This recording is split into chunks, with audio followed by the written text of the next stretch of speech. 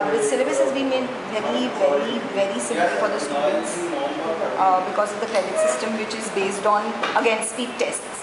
It should not be the case. It should not be more research-oriented. The approach to the syllabus and curriculum in aided and unaided is different. There is a choice in the aided curriculum in the sense there are some optional subjects and there are some compulsory subjects. So they have to offer the compulsory subjects like communication skills, foundation course, which are necessary for every citizen of the country to sensitize you to certain issues and also to give you some communication skills, some language skills. So in all the courses, BA, BSc, BCom, there are some components which are compulsory and also some courses which are optional. So you can choose the combination. To that extent, there is some flexibility. But in the unaided, apparently, I am told that each semester you are doing different subjects at a very basic level. I think first two semesters should be devoted to teaching you the fundamentals in, for example, in media, if you are doing B&M course, maybe some communication skills plus journalism plus current affairs, so maybe finance, economics, political science. You should be grounded in these concepts thoroughly in the first two semesters. Then you should start learning other allied courses. That's what I feel.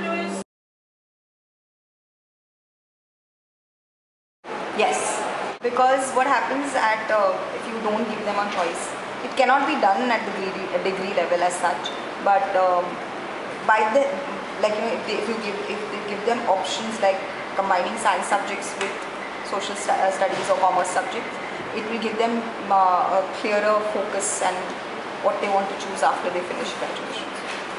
To be able to sustain such a scheme of things, you know why? Suppose one student want to offer some very strange, out of the way subject, and strange in the sense not too many students are for it. So one student, to support that one student offering a particular subject, you need to have a faculty, you need to have a separate classroom. So many other infrastructural things and other things are coming into it. So if we can sustain such a thing, we should, to that extent, we can give some flexibility to the students. So for that, the university and the government rules have to be liberalized.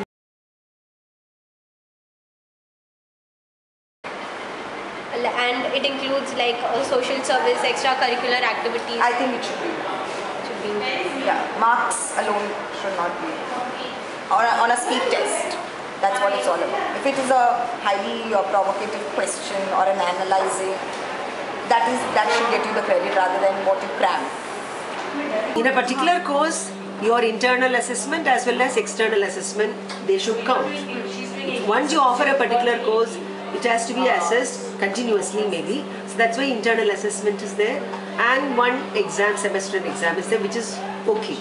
But if you want to include other components like community service, I think which you can participate through NSS and other extension activities. So that can be incorporated for credits. I don't know whether any other universities give marks that can be offered as a course. I am not very aware of that. But that can be done, or extra credits can be given for these things. I think students are more project oriented.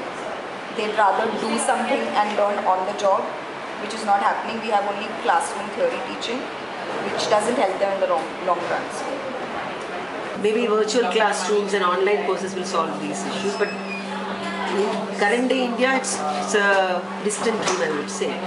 Because even here, even though we do say attendance is compulsory, 75% minimum, the current trend is that people don't want to attend lectures regularly. So maybe they want flexibility in that sense, where we can have more video conferencing and we can use Skype, online courses and things like that. So some courses can be offered online and some you attend lectures. Maybe that kind of flexibility. not anymore. We are giving too much importance to students and we're making life very simple for them. And hard work is not what counts, it's how much of cramming and producing on your paper that matters. That's really diluting the system. What hard work used to happen earlier, people are taking things away. Look at abroad, any universities, when you go, you yourselves are very serious about it. dedicated, focused and professional about it. But when it comes to any course in India, you take it lightly. For granted, yeah. Why is it like that? It's what you should decide how you want to do it. Why should you do it differently for one university and University and another not for the university? Why can't you be focused here? If you can be focused in another university, why can't you do the same work here also in the same manner? You should be satisfied at the work you are doing. Don't look at the credits, don't look at the teacher's response. You should be happy that I have done it nicely. I have done it to the best of my abilities. That's how you should feel proud about what you've done.